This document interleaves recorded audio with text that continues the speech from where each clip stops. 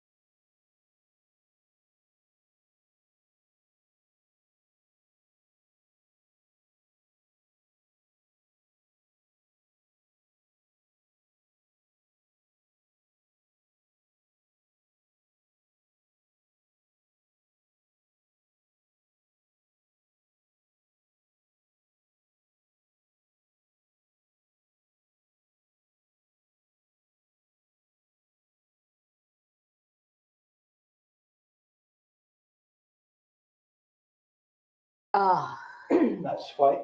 Okay. Right. So can you hear now? I think we should now have audio. Feed was muted. Okay.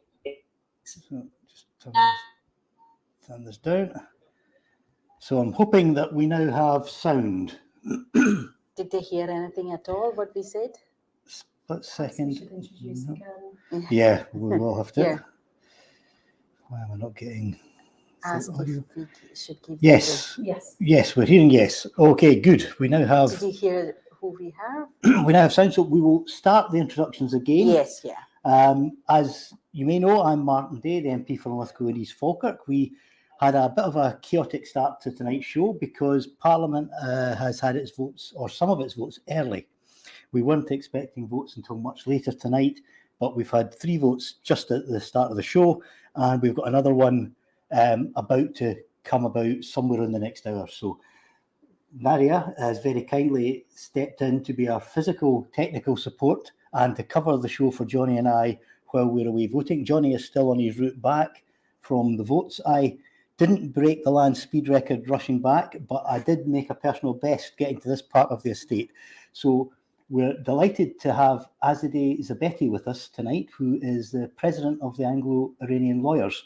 And I'll ask Azadeh to introduce herself. Thank you so much, Martin. And of course, I second how grateful we are to Nadeem for stepping in. As you rightly pointed out, I'm the president of the Committee of Anglo-Iranian Lawyers, but I'm also the director for the Centre for Human Rights for Democracy and the Rule of Law in Iran. I'm also a women's rights activist, a human rights activist, and an Iranian woman who is living in the UK as a political exile. Yeah, That's wonderful. Tell us a little bit about the political situation in Iran. Well, first of all, allow me really, now that Martin is in the room, I would genuinely like to pay tribute to the work that Martin and John do in Parliament with parliamentary colleagues. They've been instrumental really in giving a voice and a name and a face to the 88 million Iranians who really are living in what is a state prison, which is otherwise known as the Islamic Republic of Iran. The people of Iran who have now for some 44 years been living under tyranny and oppression and really have been subjected to one of the most savage and brutal dictatorships that this world has unfortunately known. Hello. Hi. This current uprising was sparked on the 16th of September of last year, and it was sparked by the arrest and taking into custody of a Kurdish Iranian girl who was visiting the capital, Tehran, to see some family members. And she was arrested by Iran's very perversely named morality police, stopped for not veiling according to the laws of Iran, allegedly. She was then taken into custody and was very savagely and brutally beaten. She went into a coma and subsequently lost her life as a result of the injuries that she had sustained whilst she was in custody. This sparked what really is a revolution in Iran. Some are calling it an uprising, I call it a revolution. What's been remarkable about this revolution in Iran is the fact that it's been very much led by women.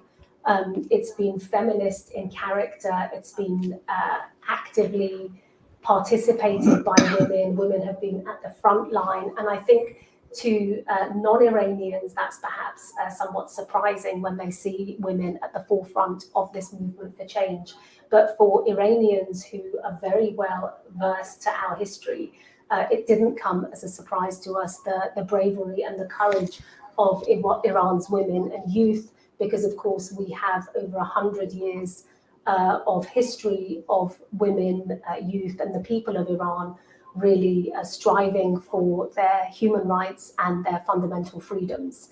The brutal killing of Mahsa Amini, of course, led to hundreds of thousands of people taking to the streets of Iran in every village, town, city, and province, the length and the width of our country, and demanding regime change in its entirety. And that is Iranian people saying that they wanted regime change by the people and for the people, and the establishment of a secular democratic republic. During this uprising alone, over 800 people have been unlawfully killed by the Iranian regime, and that does, of course, include minors and a great number of women. In addition, there are some 30,000 other Iranians who are currently languishing in jails across Iran, facing cruel, inhumane, and degrading treatment and punishment. And that does include torture and sexual violence, in particular as it affects women. There have been many reported cases of rapes and sodomy by the apparatus of the Iranian regime when these women are taken into custody. So things really are incredibly dire in Iran. But this is really a situation that has come about because of 44 years of tyranny and oppression, and now 2 successive dictatorships. But what's important, I think, for your audience to bear in mind is the fact that it is continuing, and that the Iranian people have certainly never bowed down to tyranny and to oppression and to their aspirations for a democracy. And furthermore, what's important to note is that, these are inalienable rights that the Iranian people are entitled to by virtue of being human, as we all are. It's just that, unfortunately, because of the tyranny of the Iranian regime, of course, the Iranian people have been subjected to this savagery and this brutal theocracy. Yeah, thank you for that wonderful introduction. We've got a short video to play as well, which I think will maybe just bring that home to people. So we'll just go to that.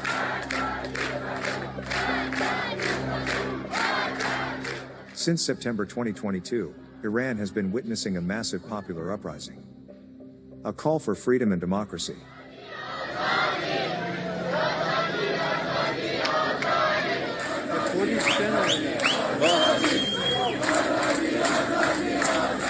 Reports indicate that around 750 protesters have been killed and 30,000 individuals arrested. For decades, the international community's silence and inaction have fueled a culture of impunity in Iran. Since the 1980s, Iranian authorities have executed tens of thousands of protesters and political prisoners. In the tragic summer of 1988, over 30,000 political prisoners, mostly members of the opposition Mujahideen Khalq (MEK), were brutally massacred.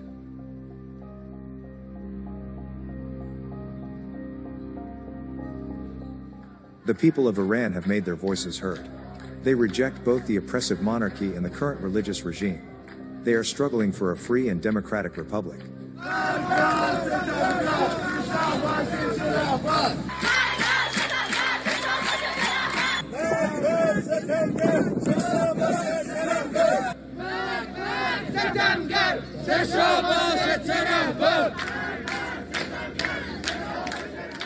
World leaders are calling for support for the Iranian people's demands. According to their beliefs, the Iranian people have rejected both the dictatorial monarchy and the religious regime. And the Iranian people's demand is embodied in the NCRI's program articulated in 10-point plan. Their commitment encompasses free elections, freedom of assembly and expression, abolition of the death penalty, gender equality, separation of religion from the state, self-determination for Iranian ethnic groups, and a non-nuclear Iran aligned with the democratic values of the free world. They condemn Iran's interference in the Middle East and Europe, the provision of drones to assist Russia's war against Ukraine, and its terrorist activities. It's time to stand with the brave people of Iran, as they fight for their freedom, their rights, and a brighter future.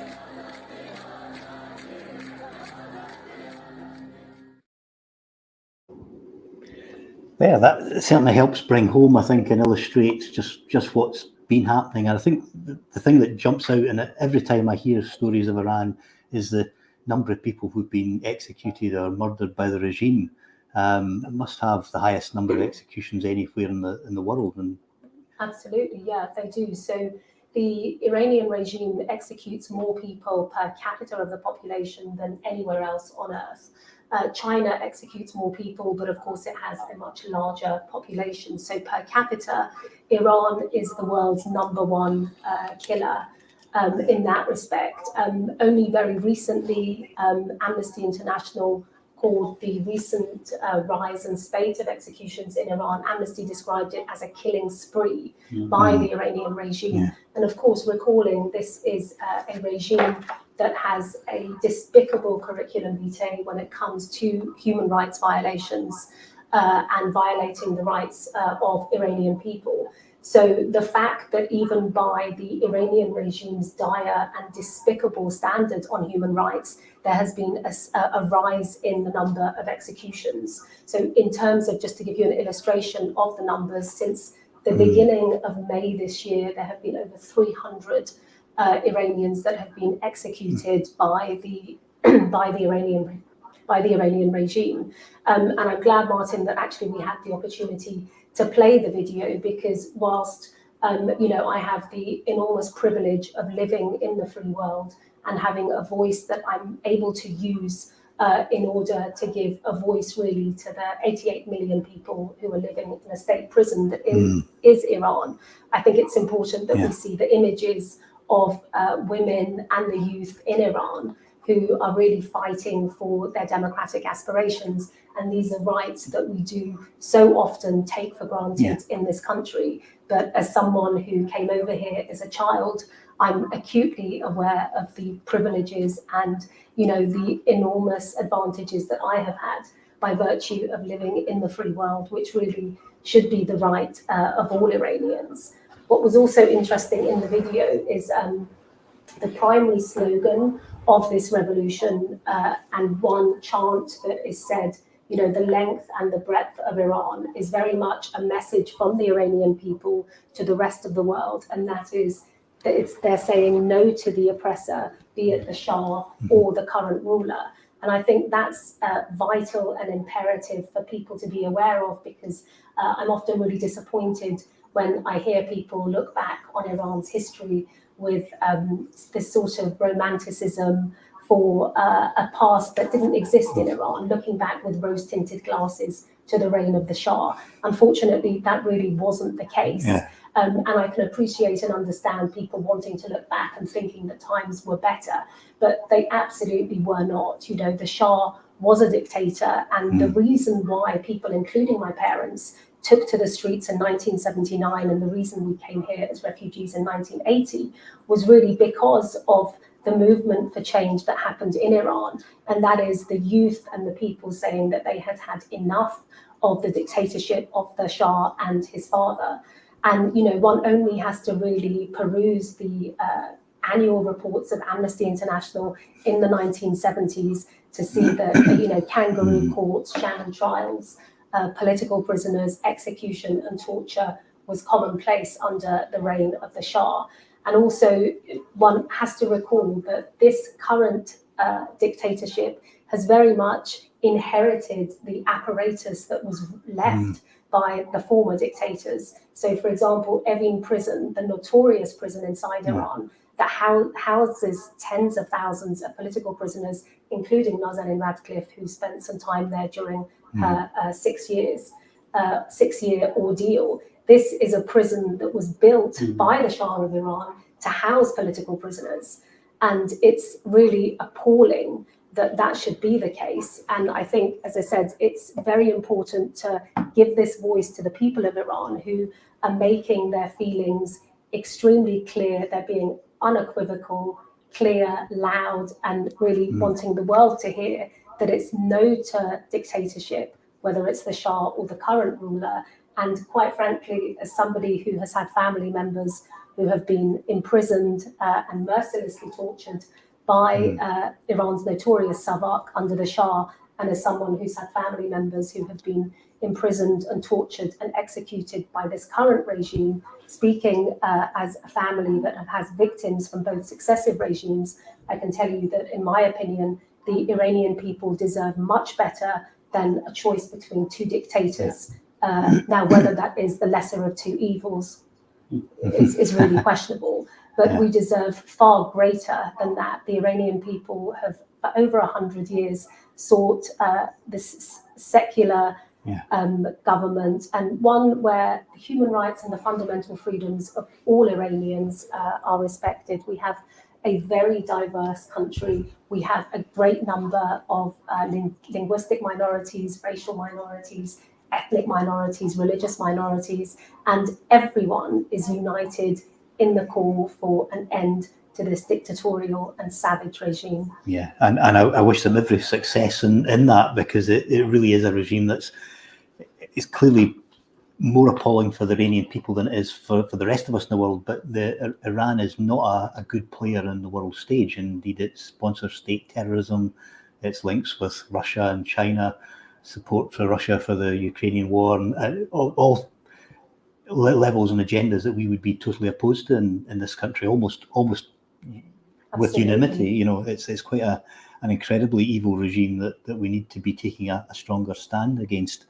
And I know I look and wonder why the UK hasn't taken a firmer stance. And I know they're paranoid about the nuclear deal, but I don't think that's worth the paper it's written on. And I don't know what your own thoughts are. I agree with you wholeheartedly. I think really the stance that this government and others have taken against the Iranian regime has been weak, and it's been poor, and it hasn't yielded any results. This is a regime that is savage and it's brutal, and simply wagging the finger or condemning, be it in stronger words or softer words, condemnation really doesn't cut it when it comes to the Iranian regime. And as all of us know, you know, whether you come across a bully in your home or in your school or at university or in your workforce, bullies understand one language, and that's the language of firm and robust measures and to push back.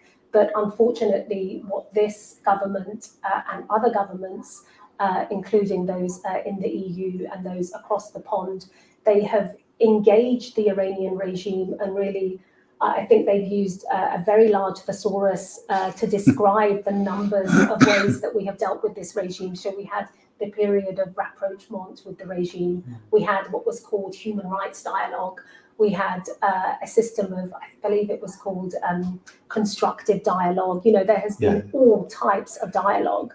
But unfortunately, what each of those periods of government and policy has done is that it has simply emboldened the regime to go further and to go further. And it's given not the amber light to the Iranian regime, but unfortunately, it's given them a green light, not only to carry out domestic repression, human rights violations and executions, but unfortunately what has happened is it's also led to a system where the Iranian regime, as you said, Martin, is a state sponsor of terrorism. So not only are they funding terrorists, not only are they training terrorists, but they're also exporting terrorism. And a case in point really is the current situation, the appalling situation in the Ukraine. You know, the Iranian government has been responsible for supplying Putin with drones that have then been going on to kill the civilian population inside of the Ukraine, but also to destroy Ukraine's civil infrastructure. And that's why really the Ukrainian people are united with us, but also the people of Syria, where it was the Iranian regime who bolstered the regime of Bashar al-Assad that went on to kill, I believe the number is somewhere in the region of 500,000 civilians. And it's also this regime that's been responsible for the rights violations that are currently taking place in the Yemen, the death of coalition forces in Iraq, in Afghanistan, and we could go on, because it's we often describe it as Iranians as, you know, the regime is like an octopus, and it really has its tentacles in anywhere in the world where there is terrorism taking place. So I believe it's not only the duty and the responsibility of Iranians to overthrow this regime, but I think it really is the responsibility of governments to take a much stronger and firmer approach with the Iranian regime, because unfortunately they are a direct threat to our way of life in this country, to our democracy, and to the life that we lead. The Iranian regime is very much against the way of life that we have and the freedoms that we enjoy. Yeah, and I think a good example of that, and while I'm not fully up to speed on it, but is the BBC Persian journalists that were targeted, you know, in this country. So I mean, you're right about the tentacles reaching, and it's a very unsavoury regime in all shapes and forms. But to then go out and target the press and but I think that is, you know, you're absolutely right to call that out, because it's absolutely appalling. But unfortunately, in my opinion, it's an indictment on the policy that this government and others have taken, that we are allowing a government, a pariah government like the Iranian regime, to really set the standard for how we're doing things in this country. And the policy of appeasement really has never worked anywhere in the world. And just as Sir Neville Chamberlain is often unkindly referred to as the architect of the policy of appeasement, just as it didn't work then, it certainly hasn't worked in Iran or in the case of other places.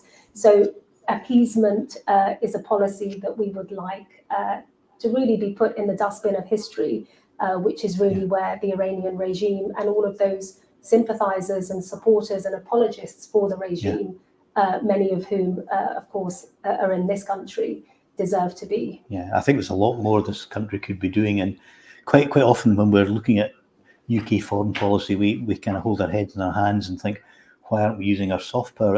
But in this case, I don't think we've got soft power, but it's much a harder stance we need to take. We should be prescribing the Iranian Revolutionary Guard for a start. That would be a pretty straightforward step, given its role in the world stage. And we should be looking at serious sanctions against other players that are there. I mean, there have been a few sanctions imposed, but not to the scale it should be, given the way that they've behaved, not just in their own country, but also over here. And absolutely. In and the IRGC, the situation with the IRGC, in case your viewers are not aware, it's Iran's Revolutionary Guards Corps.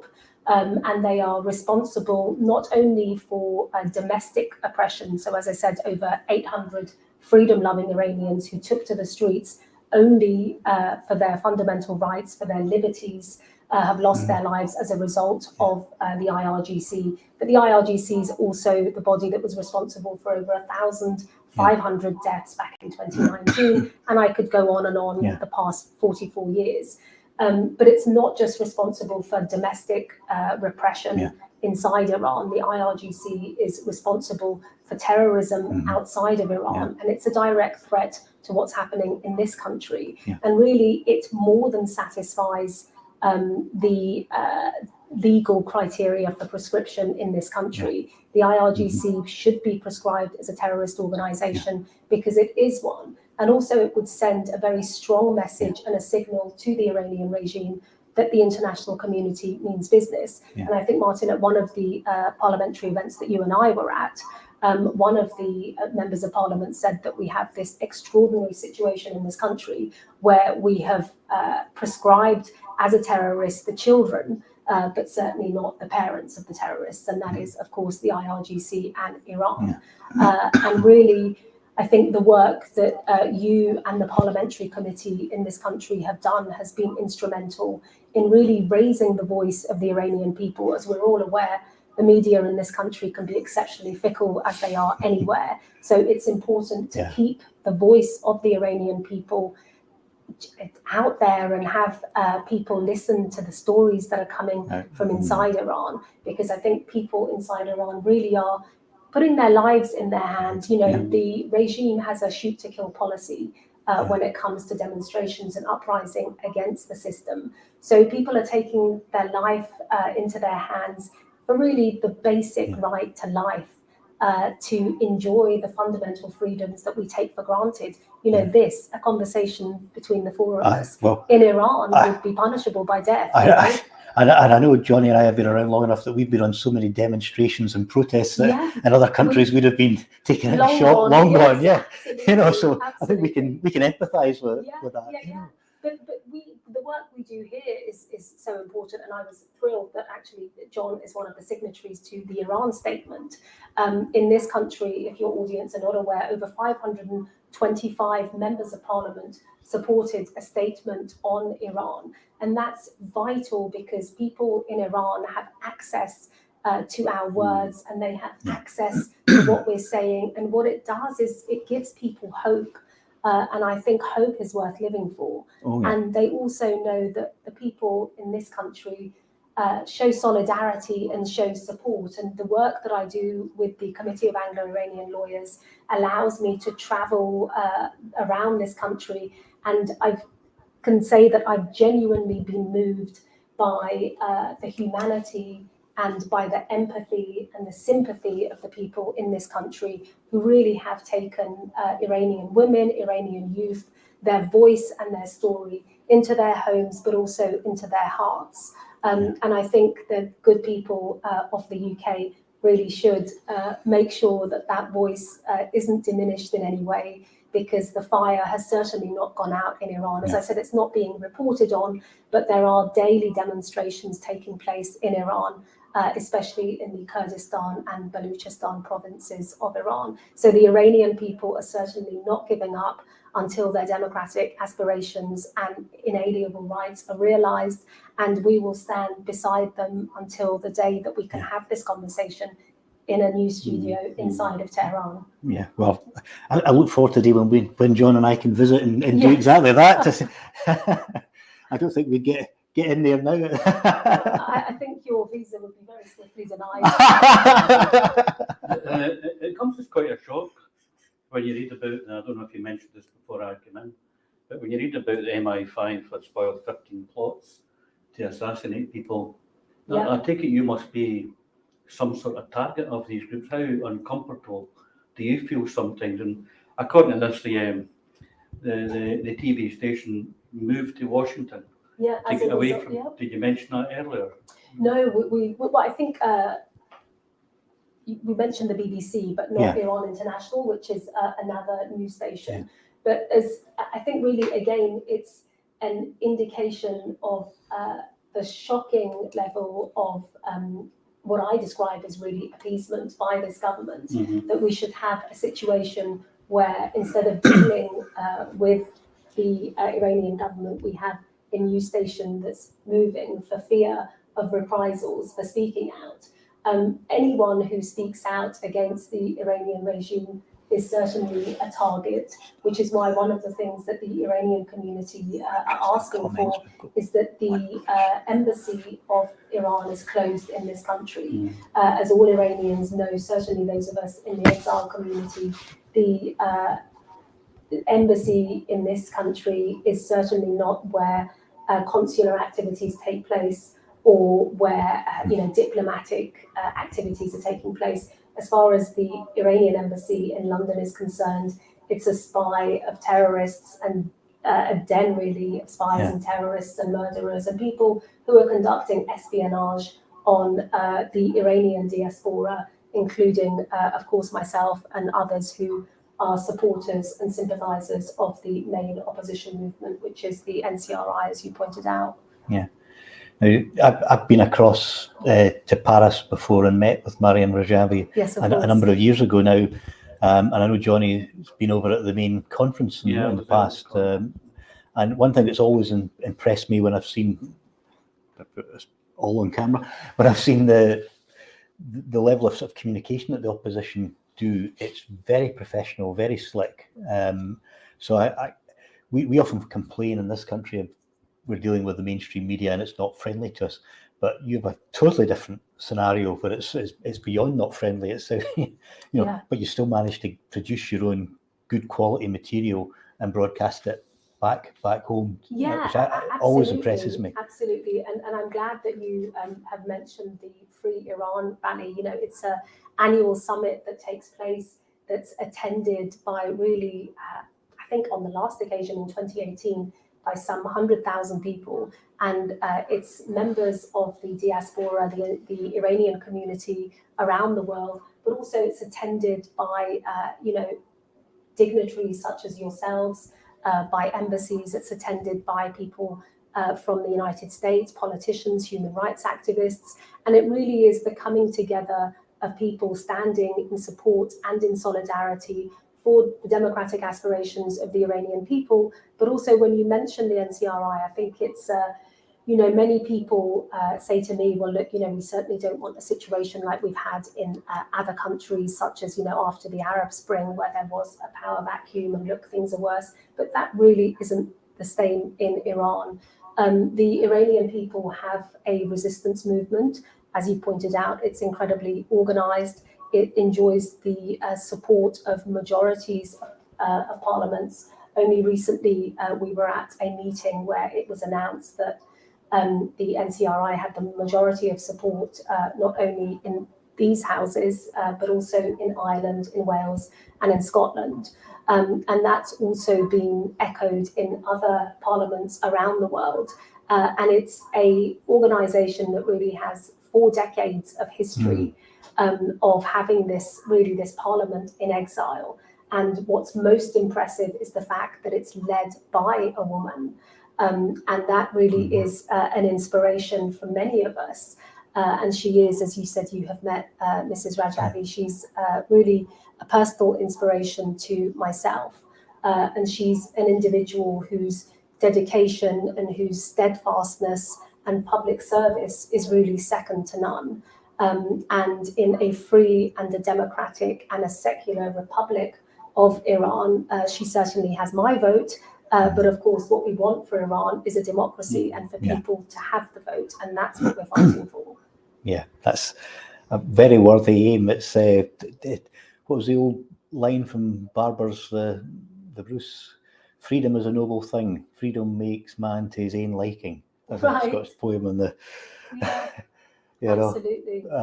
So I think we can all empathise with that, and I hope we see it soon. And I think some of the scenes we've seen coming out of Iran suggest that the regime cannot be stable with that level of protest on the ground. No, and unfortunately, the killing of the protesters has very much been in line with the modus operandi of the Iranian regime. The modus operandi of this regime has always been terrorism abroad and domestic repression, and also the export of, I guess you would describe as Islamic fundamentalism, and the spreading of this ideology to neighboring countries, but also around the world. This is a state and a country that wants to see the destruction, really, of Western democracies and would like to see satellite Iranian states all over the world. And it's not just the duty and the responsibility of Iranians to stand up to this regime, but I think that if we take our freedoms and our democracies for granted, we really are looking at a situation where the Iranian regime will just be allowed to be bolstered and to become stronger and to really spread its malign views and activities around the world. And in terms of the responsibility of the Iranian diaspora, I think really all Iranians have a duty and a responsibility, especially those of us who, as I said, have the immense privilege of living in the free world. We have a duty and a responsibility to be the voice for really 88 million Iranians who are subjected to this savage and brutal dictatorship and who really don't have a voice. I mean, even in terms of putting their message out on to social media. Of course, it's a platform that's available to Iranians, but only until the satellite system isn't stopped by the regime and not allowing people to put their videos and to post their videos. So I think if children in Iran and young women in Iran are taking to the streets and risking their lives, then I think we have the basic duty to really speak up for those people inside Iran who are living under such a treacherous and vile theocracy, and one that really we would all do well to see the back of. It's quite bewildering in this day and age how they're still getting away with that. And when you went back to the Shah earlier on, when we were growing up, this was seen as some romantic figure and parading about in all this glory, and all the time he was a hooded crow masquerading as a peacock. And Absolutely. it's staggering to think that this is, with all the amount of resistance that's going on, how are they still getting away with this? I mean, why is the world, as you said earlier on, the appeasement time to her, that's gone, I think. Martin said the same thing, it's gone now, it's got to change. So what on earth, I mean, I've read the articles and the conventions of action that they're all going to do, but doesn't, the fact that these people threatened here in London to kill people in MI5, It's extraordinary. it brings it home, but it was the gall of these people to think they could actually do that, and they would have done it if they hadn't been caught, and goodness knows what else they've done, and they haven't been caught, which is to the point as well, but it's the audacity. Whatever it is that's driving them to do this. So how do they get away with this? But for me, they're getting away with it really because of the policy that successive governments and the US and the EU included have really taken on with this regime. So instead of taking firm measures and taking a hardline approach with the regime, it's almost saying, to a naughty child, oh, you've been terribly naughty. So what's the firm measure, you would say? So I would like to see the proscription of the IRGC. I think that's absolutely fundamental in giving a strong message to the Iranian regime, but also it really does end one of the apparatus of the regime, and as I said, one of the tentacles which is responsible for terrorism domestically and of course internationally. But we would also like to see the Iranian embassy in this country closed. I think that would also send a very strong message. We'd like to see the end of diplomatic relations with Iran. As I said, condemnation from our foreign secretary and others is welcome, but it's really not enough. I think the time has come for the international community to decide whether you stand with the Iranian people and their democratic aspirations, or whether you stand with the vile and savage Iranian regime, because quite frankly, in 2023, sitting on the fence is no longer going to cut it. Yeah, no, I think I can find myself in agreement with that. I normally take the view that talking is good, and therefore you need to try and get a consensus and a resolution. But there are some people you just can't deal with, and I think probably the Iranian regime has gone well past that point. Absolutely. The fact that they use their own diplomatic corps to transport explosives, for example. I mean, there's no way we can seriously have meaningful conversations with them. I'm glad that you've mentioned this in case your audience aren't aware. I'm sure you're referring, of course, to the case of Assadollah Assadi, who was an Iranian diplomat who was working in the embassy in Vienna. And he is an individual who was convicted of setting up to blow up the Free Iran Summit, which we were all at in 2018, myself included. And he was charged and was put into prison. His sentence was 20 years, but he only served 5 years of that sentence, and he was, by the Belgian government, returned to Iran, where he was given a hero's welcome and really was met at the airport and all the flowers raining in on him.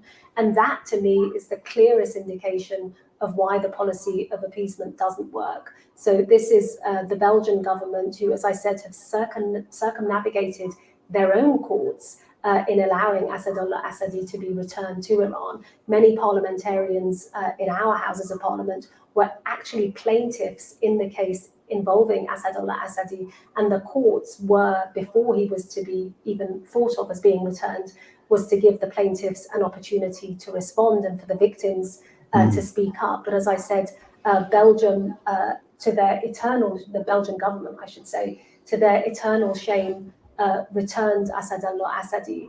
And in my view, it's really a stain on their history and in their behavior, but also more upsetting, it's really a slap in the face for all of the Iranians who have so bravely and so courageously taken to the streets in demanding their freedoms. And you have an individual who was convicted of blowing up an event that we were all at, who is then returned to Iran to a hero's welcome. He certainly isn't serving the rest of his 15-year sentence, that's for sure.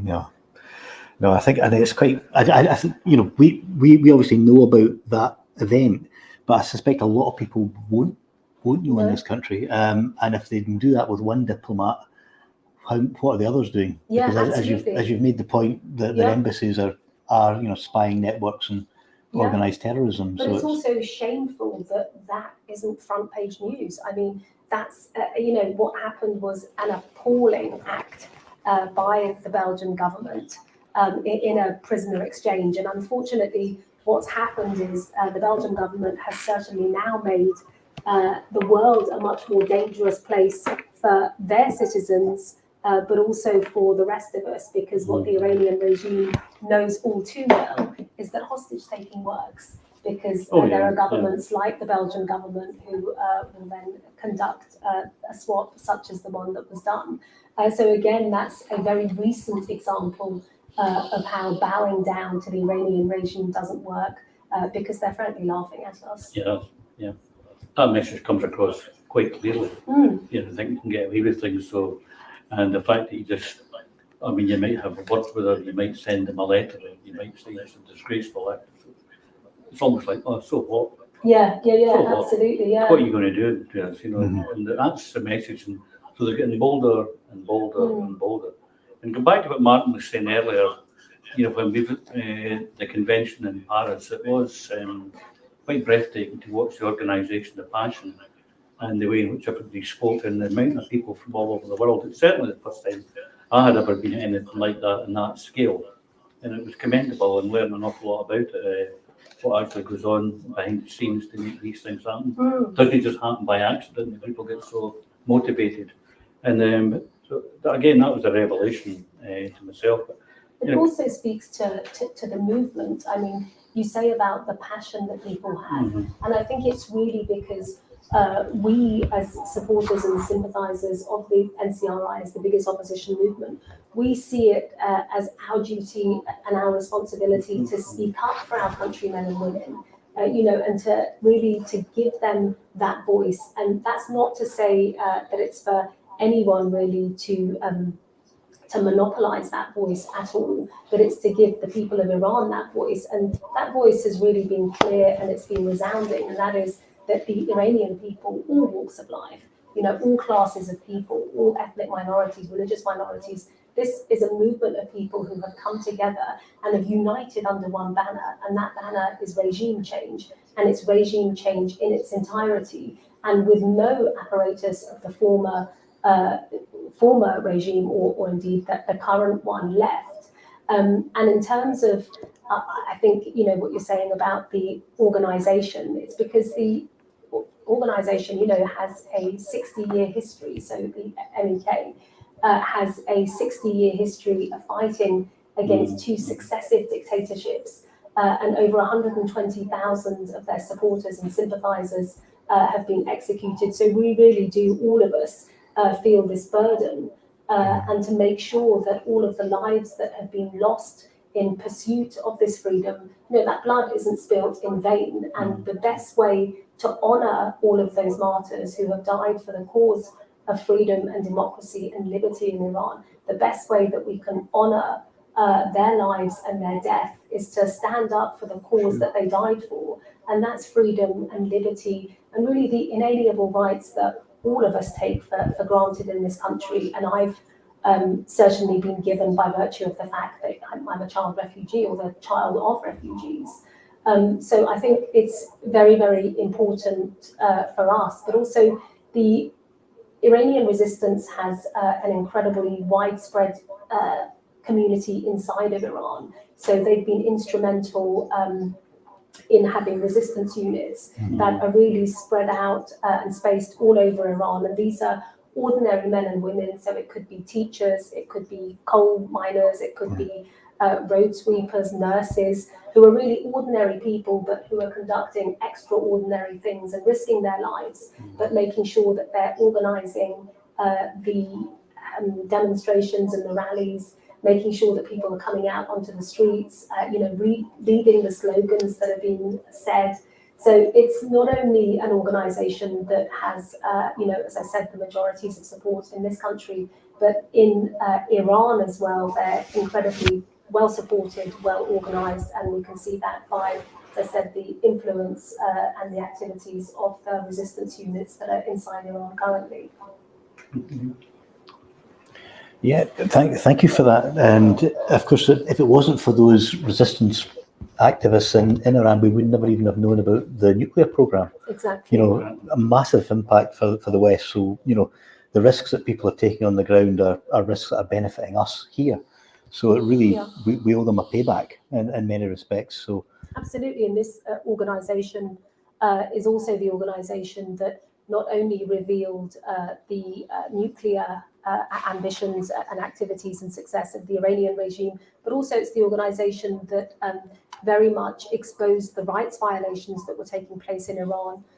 The first videos of stoning of women to death and of eye gouging were brought out of the country by obviously those supporters and sympathizers of the resistance movement.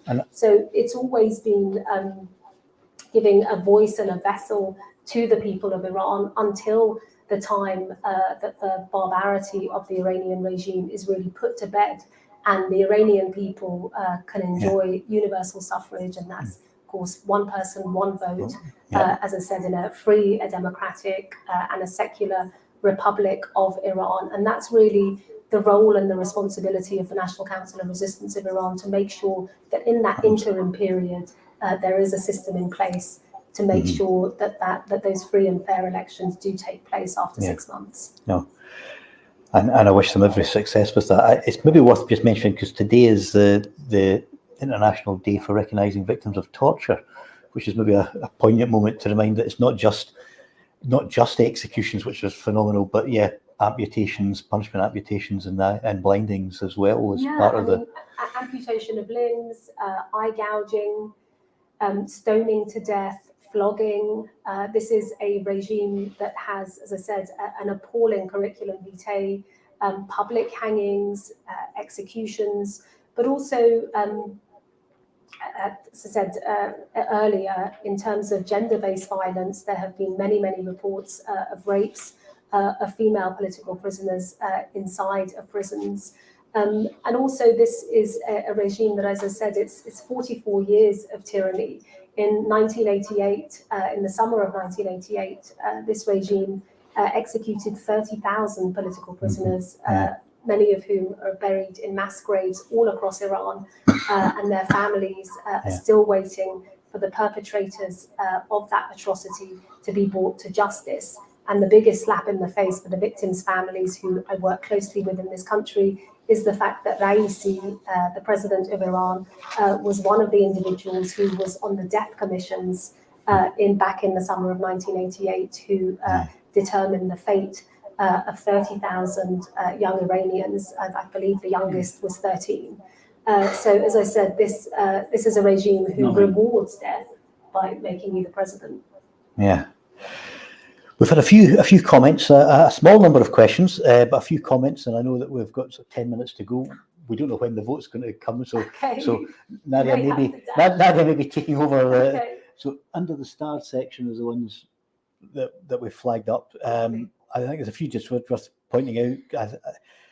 I think, those of us in the West and the UK is one of the main culprits, have a lot to blame for the destabilisation of the Middle East and other parts of the world over centuries, never mind decades.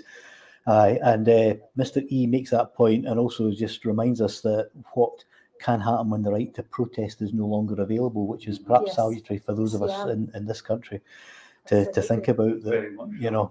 These rights are hard won and easily lost, as is demonstrated by Iran, and let's just hope we're not going down that route. But some of the legislation that's came out of here lately is frightening as well.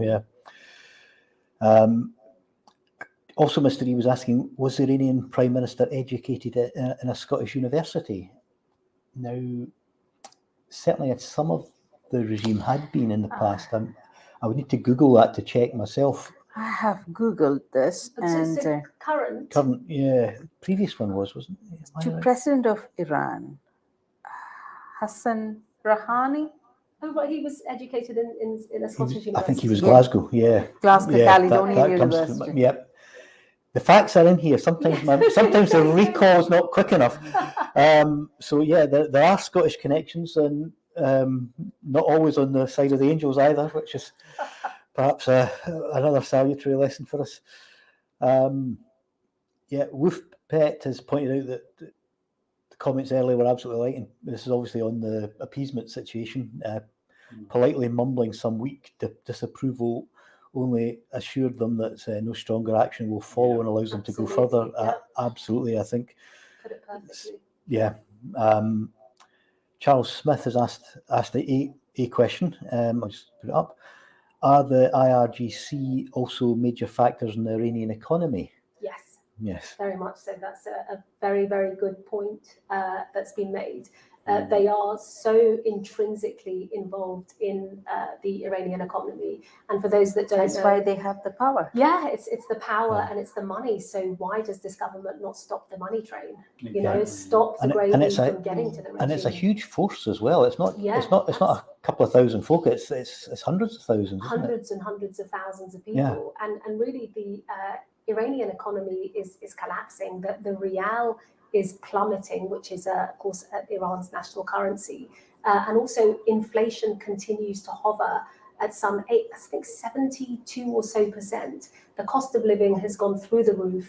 Iran is the world's third richest country in terms of natural resources, oil and gas, and yet over 80% of our people live under the poverty line. Which really is a disgusting indictment on the Iranian government and their mismanagement and their corruption of the economy and of the country. Mr. E has said Iran was a massively free modern country up until the current regime took power. A powerhouse of a liberal freedom of their sovereign culture. Unfortunately, it was underwrote by the empire of the UK. It's a bit more complicated than that, I think, and it was perhaps not as obviously evil as maybe exactly.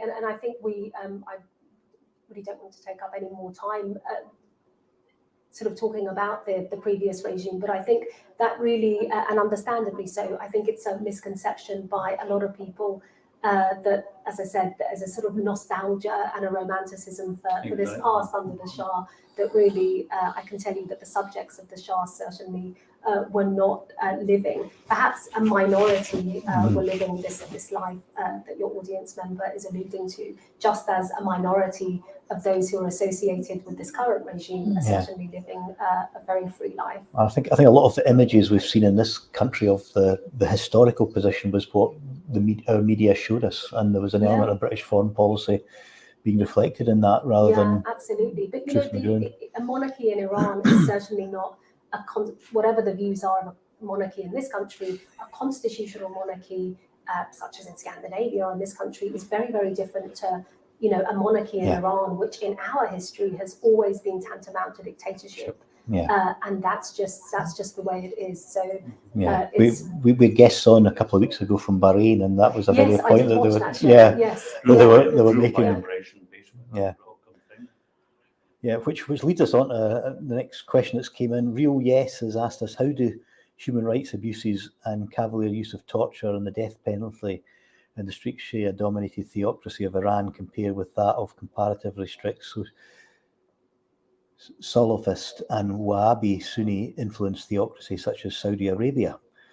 I think we'd oppose all human rights abuses irrespective of where they are in the world. Absolutely, yeah. But in terms of death penalties, we've pointed out Iran has the highest proportion of death penalties anywhere on the globe. Per capita So it's of population. not a record you want to set. Yeah, and really we're not in the business of comparing dictators and comparing human rights violations.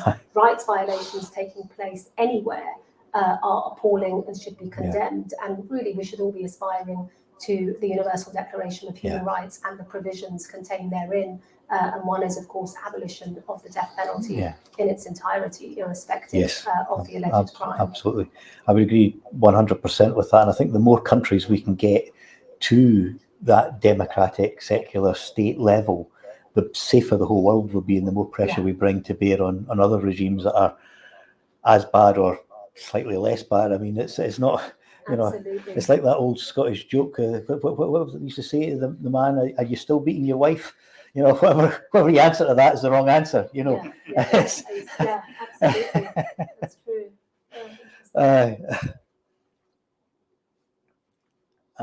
Nana Mays asking if we'd caught up with Stephen Bonner after last week's show. You did catch up with him and got some feedback. Yeah, some redoubtable local constituents travelled over to see Stephen after the broadcast last Friday to raise issues with what we've been discussing here. Mm-hmm. I think particularly on Luke Mitchell, and I think from that conversation we had tonight, they would like to follow up that conversation and get some campaign going. But I think that he was flattered by, he was lucky again here, I would say, Martin. I would say next time he has to pay for it. Well, he's a real good MP, Stephen, and he works hard in his own local community. But the fact that they left, they received constituents from our areas to travel over to see him. I'll be having a word with them. They were praising us and the work that we're doing here. So those constituents went to see him. So the way that Stephen spoke, obviously that chimed of what they were feeling. So we'll pursue that as well. So there's always something good comes out of these things, I think. Hopefully quicker and a bit sooner than we have. We're almost running out of time. We managed to avoid the last vote. And I have to, like one of the comment, like it was earlier comment, which I would like to echo, the courage the women of Iran, are showing in front of the others is immense. And it's like I would like to echo the person who has mentioned that, thank you for doing this, and it's too much. It's as a woman, I can imagine what you're going through, and which as a person I won't be able to go through. And thank you so much for doing this for your country. I know you're doing for this your country. Thank you. At the right time, and I have covered the whole. I think we can end the stream a minute early if people forgive us for that. And it's not a minute early. It's already 9 o'clock. Okay. Yeah. And before ending the stream, I'd like to ask you a question. Do you still have your family members there? Yes, I do. So my immediate family are in this country. So my parents and my siblings, we moved here together. My extended family are inside of Iran. Okay, I'm sorry you'll not be able to meet them. Yeah. So I think I'll end it. Yeah, you're going to go. Yeah, you want to say? Well, thank everyone for watching. Hopefully you can hear us over the bells. It's not a fire drill, it's the real thing. We have to run and vote. But we'll be back, and we'll be back next week, and we'll watch our social media channels for updates for next week's show. And we'll just